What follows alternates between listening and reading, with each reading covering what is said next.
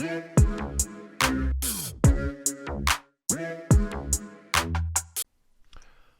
afternoon, everyone. It's the 1st of December. It's 4:26 in the afternoon here in the UK. That's 11:30 in the US. The American market running for nearly 2 hours. And what a great morning it's been. The S&P 500 up about 50 ticks. And as you can see, the advances twice that of the declines. All of the measures of the trend on VectorVest are up. But as I've said on many occasions, the market being very toppy, it's on a mega overbought situation as measured by our MTI and our proprietary buy-sell ratio. So trends are strongly up. News is good. Really good news out of China. And that's pushed this market up very, very strongly today. So if we have a look at the VectorVest composite, there we are, and the VectorVest composite pushing up. That pushback yesterday, I'll show you why that happened in a second. Pushing up strongly here. As you can see, a little bit of divergence on the MTI, but only over a few days, not the end of the world, and no divergence at all yet on the buy-sell ratio. So price is rising, the buy-sell ratio is rising. When you start to see the price rising and the buy-sell ratio falling, that's when you really have to worry. So maybe there's a little bit of there's a run in this yet. As you know, I've been very positive about a nice run into Christmas. This is only the 1st of December. It won't happen in a straight line, but nevertheless, all is going well at the minute. If we have a look at the S&P 500, well, that's why the market came back yesterday, folks, because it came back and it kissed that level. So that's where the orders were. And I've spoken about this so many times. Markets didn't stop there by magic. They simply stopped there because a great deal of traders don't chase. They wait for the pullback, and that's exactly what happened. That stopped at 3594, which is exactly on that trend line. And as you can see, it's gapped up this afternoon. As I mentioned, I think last Friday, this bit of this triangle should be repeated, and you can calculate what the target is for yourself. I calculated 3725 this morning, but we've had a great day up, plus that gap out of this former resistance area. That's normally a very positive sign. It's known as a breakaway gap, I hope. So that's looking very good indeed. AMD's had a cracking run, hasn't it? As you know, I fell in love with AMD because of this beautiful 5 waves up here, which I managed to bank, and bought into it here, I think somewhere here, and took a bit of profit and got stopped out in the other half. Bought into it at that outside day, whether it was that one or that one. I bought into it at, this is AMD, but I'll tell you now, 84. And we're now at 93. That's going very nicely indeed. It needs to get through this top. It'll take a day or two to get through this top, but that looks as if there's a mighty target ahead of it. So that looks as if it's going to be quite good. So the rest of the positions are going okay.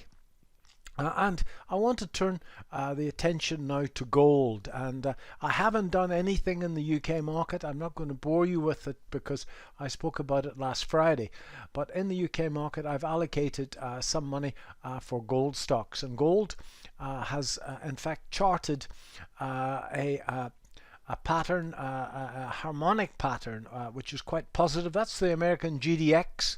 And as you can see, it's found some support here at the 786 level. The one thing that I'd like to mention on the GDX is this old chartist's island reversal. You can see it gapped down and then it gapped up. That's very strong. See up here, it gapped up, then it gapped down.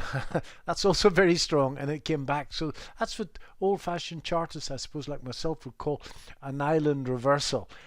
So I haven't bought into gold.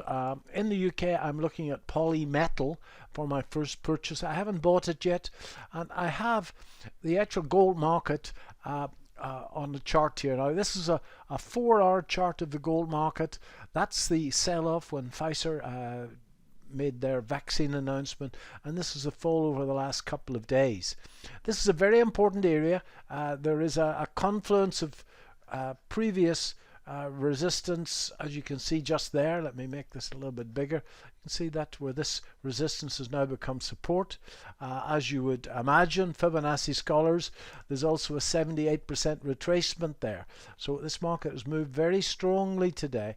I shall be a buyer when the market makes its first rising bottom. One of my mentors, Mr. William Delbert Gann, always used to say the safest place to buy is after the first rising bottom. So I want to see something like this from the 4-hour chart, like so. Maybe we'll get a candle pattern in the daily chart. There's nothing evident yet, but I like the look of this as a rounding bottom, folks, and it should pull back a little bit with any luck, and then if it breaks through this level, then we have a low risk, fairly high probability trade in the gold market. As I say, my first